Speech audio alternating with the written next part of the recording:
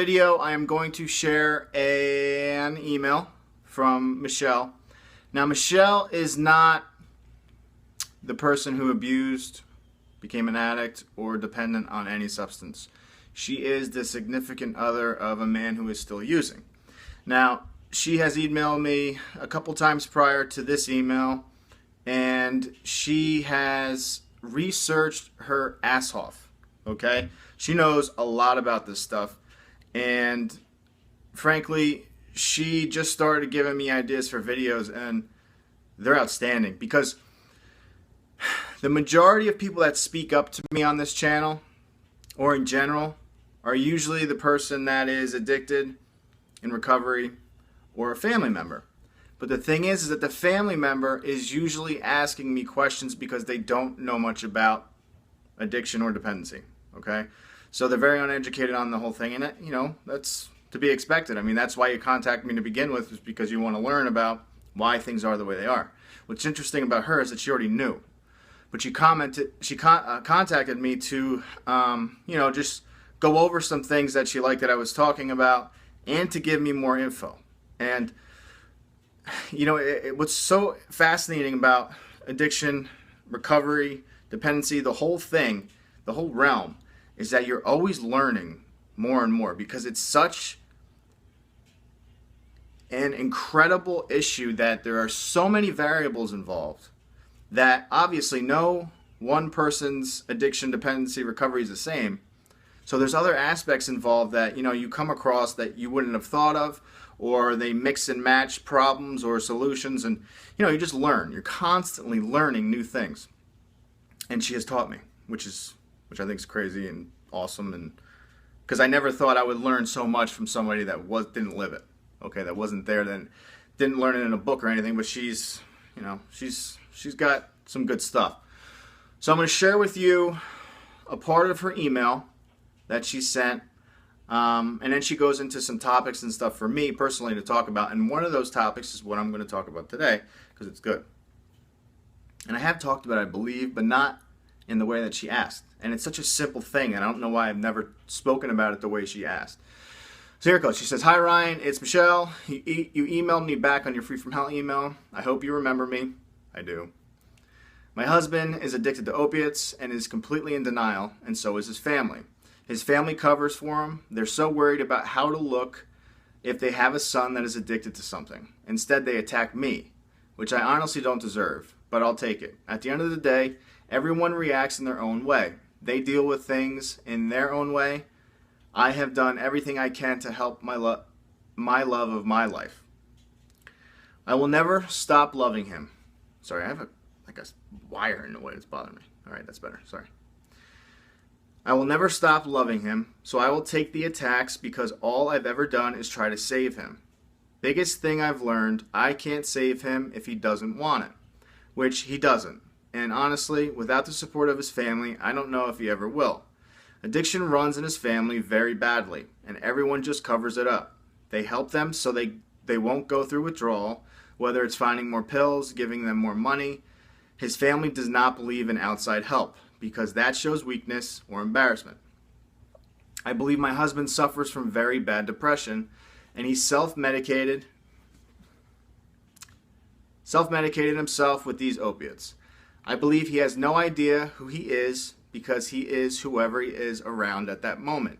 He's a people pleaser, and he just does everything to please everyone around him but himself." Now that's big. I know tons of people that are addicts or were addicted and now in recovery that were just like that.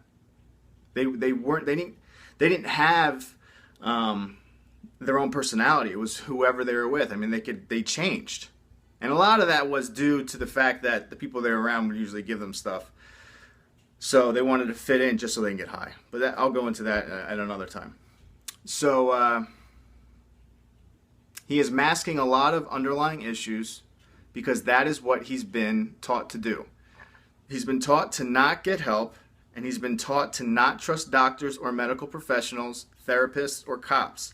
The family is the only trusted source. So I need to let this go. He needs to help himself or not. But I'm very unhealthy, and it's time I fix myself. I wanted to know if you could do some videos on these topics. Now she goes into a bunch of topics, and they're all awesome. So I'm excited. Like, I got this email, and I'm reading it. You guys don't, I read it, I'm like thinking about all the stuff I could talk about, and it just starts, I start going off, and I'm like, I want to do videos now.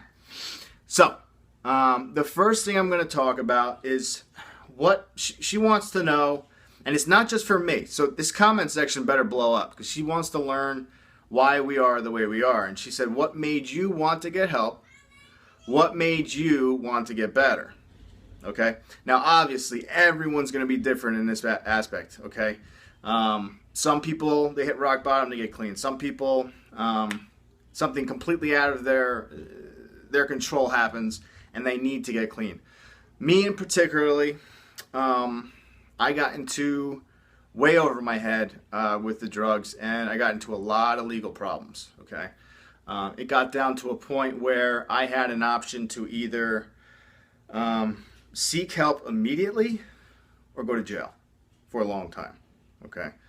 And the only reason I was given that option is because I was prior military. And the detective who gave me that option had been following me around. He knew a lot about me prior to the drug use. He knew I was a good guy before that. And he was gambling on me, saying that, you know what, I think this guy can be good again. He just needs help. I don't want to ruin his life. Okay. So I am always in debt with that man, and I've tried so hard to find him. He's since retired, and I can't find him. But if I ever do, you bet your ass I'm gonna go give that guy a big hug. So anyway, what happened with me was I was given the option. I mean, my ego was so large that I had a planned suicide that was actually going to take place the following week. Okay, I had a whole plan. I was gonna take as much money as I had, and I was gonna buy a bunch of Adderall and OxyContin 80s, OC 80s, eat them all at once, and just hopefully not wake up. But what happened is all these things happened with this guy, this detective, and it was either go get help or go with him. Okay, and that happened out of nowhere, caught me completely off guard. And when that happened, everything, all the lies, all the stress, all the manipulation, everything that was on my shoulders and weighing me down and slowly putting me in the grave, it was gone. Because I had a door open to me saying, you know what, all right, now's the time to just, tell the truth. Tell everybody what the hell happened, because it was already known. I mean, people started figuring out what I was doing. But like I said, my ego was so big that I was just going to let it take me. Okay? I was going to take myself, but I was going to let my ego not ask for help. So when this detective gave me that option, he opened the door. The floodgates just started going. I mean, I just started saying everything. Everything that I did, everything that happened, what I was doing, what I was involved in. And within, I believe, an hour and a half, maybe even that hour, I was in Community Medical Center, which is in Toms River, New Jersey. Started detoxing in there, and when I was in there, they found out that I had a planned suicide. I spoke with a crisis counselor, explained to them that, I had a planned suicide for the following week. I didn't see much worth in myself, and at that point, they start setting you up with a mental health facility.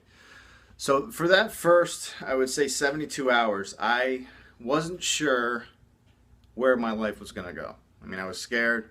I didn't know what kind of legal action was coming towards me. I didn't know if I was going to be able to beat it. I didn't know what was going to happen. I didn't know if I was going to survive at all. So I was scared. But I pretty much, after I spoke with the crisis counselor, I suffered through withdrawals. I was brought to the mental health facility. When I was brought there, it was pretty much, I was in there with a bunch of people who were, they had real mental health issues. I mean, schizophrenia, bipolar, all kinds of stuff. They were either off their meds or they weren't diagnosed yet. And me, I thought I was completely sane and just had a drug problem, but in actuality, I was completely off my rocker. And being in there with those people, it really opened my eyes a lot about the way I was, and thinking that my shit didn't stink and that I had everything under control and that I was in charge of everything, and I really wasn't. So while I was in there, my brain started to clear up. When the drugs start to leave you, you start to, start to think logically, start to think normally. I had a ton of guilt. I started thinking about all the things I did to the people that, trusted me and loved me for, 20 plus years. Okay. I did bad stuff to these people. And I knew that the relationships that we had would never be mended. It was just that bad. But coming to the realization that, maybe I do have some self-worth. Maybe I do have a reason to still be here. I started to fight for myself. I started to, really take action, because when you start to have these little victories, whether it be with, like I talk about in a couple of my videos, there was a common area with a TV in the corner. I'll never forget it. I was sitting there and VH1 was on, and in the mornings they were playing music videos back then. That was 2009, and some music came on. And I got a rush, like a natural high, a rush where I got these goosebumps from the music. And I was just totally floored by it, because it was the greatest I've felt in a really long time. Drugs and all. It was just this natural wave. You get the chills and the goosebumps, and I was like, wow. Like, it was the first time I actually felt alive in a long time. And it was just from music. So I'm like, I'm digging this. I like the way I feel. I still feel like shit, but I had these little victories, and these little victories I talk about is what motivated me to keep going and feel more. And while I was in there, I started speaking and talking with counselors and psychiatrists and stuff, and I realized that I can control from this point on what I want to do with my life. And when I made that conscious decision that my life's going to be good, no matter what happens from this point on, everything I've ever done, I've had control of. No one ever forced me to do anything, bad or good. And that same thing was going to happen when I got out, but I was going to be clean, no matter what. And I was going to do as much good as I possibly could. I made a vow to myself when I was in there. And still scared, not knowing what was going to happen to me when I left that mental health facility. I didn't know if the cops were going to be right outside waiting for me to get out when I was released and just lock me up. I didn't know anything, because I was protected pretty much in the hospital. But when I got out, it was like free game, So when I did leave, there were no cops. And then I went to Salvation Army Adult Rehabilitation Center in Manhattan. And before people jump down my throat and say, oh, this guy's got a lot of money, he went to rehab in Manhattan. It's a homeless shelter / rehabilitation center ran by the Salvation Army. All right, Salvation Army, hands down, one of the greatest organizations on the planet. Okay, the work that they do in those buildings, inside those rooms, it's priceless. Okay, and that place saved my life. The men inside saved my life. So what I don't think it all happens at once. I think it's a gradual thing. Because her question, to go back to, is what made you want to get help and what made you want to get better. I think the thing that made me want to get help wasn't the beginning. I was forced into there. But when I realized that I didn't have any other options, I was open to it. And when I started to have the victories is when I wanted it. And then what made me want to get better, again, the victories, and then realizing that I had self-worth and that I had control. I had complete control on what was going to happen from that point on. I could there's a guy, I think his name was Lawrence. His name was Lawrence. Lawrence was with me in the ARC in Manhattan, Salvation Army. And I used to smoke back then, sitting outside having a cigarette in front of 48th and 10th where the rehab is. And Lawrence was a big black dude, real big. Probably about 6'5", he had a real big neck, he had these big fat rolls on the back. He was a super, super cool guy. Big dude. And I remember sitting there with him, and completely different backgrounds, me and him. He grew up very, very, very poor. Still, obviously, had some issues while he was in there. But nobody judged each other. They didn't judge me for being a white kid from suburbs. I didn't judge them for being black people from wherever the hell he was. I think he was from Baltimore. And but we're sitting there having a cigarette, and Lawrence is like, he's like, your future. He's like, you could either be the wanted boy, because I was telling him about, like, my past with crime and everything else. He said you could be the wanted boy, or you could be the poster boy. Wanted boy or the poster boy. I started thinking about it. He's like, you can. He's like, you're a good-looking guy, like, just messing around. He's like, you're a good-looking guy. You can end up on the wanted posters for them coming to look for you, or you can be the face. You could be, you be the poster boy. And that had an impact on me. I started thinking, like, back then I didn't know I was gonna be doing this and trying to really push recovery and do my thing. But when he said that, it had a lot of influence on me, because it just shows that you do have control on what direction you're gonna go. And you can either go the good route or the bad route. Sure, you're going to come into a lot of forks in the road where you're not sure, even if you are doing the right thing. But if you make a mistake, that very next move better be good. Okay? Backtrack, whatever you got to do, get out of the bad situation and do good. And if you constantly do good, and your repetition and you're consistent in what you do, good things will start to happen to you, and you'll realize how incredible life is without having to lean on any substance. Okay? So, that was a long video. Hopefully it'll upload. I don't know if I'm allowed at over 15 minutes, so I might have to break this into 2 videos. But I really appreciate Michelle. I can't even explain to you guys how good this stuff is that she wrote to me. So, and in depth, like what kind of, it's good stuff. So, expect some really good videos in the next, I would say next 4 to 5 days. It's going to be good. And if they're not, it's completely my fault. All right. So if you'd like to share your story, email me at ryan@compsport.com. In the subject line, put YouTube story, my story. Let me know if you want to use your first or last name or stay anonymous. Please leave your comments for this video, because you all have stories. And I would love for you guys to put as much detail as possible on why you got clean. What was your driving force, and what made you want to be better, just a better person. And share as much as you can, be as open as you can. If you have I understand if you have to be anonymous and everything and you can't do it on YouTube, but if you want to be open, please. I mean, it can only help people. All right, so check out some more videos, and they're gonna be good this week, so tune back in. Thanks.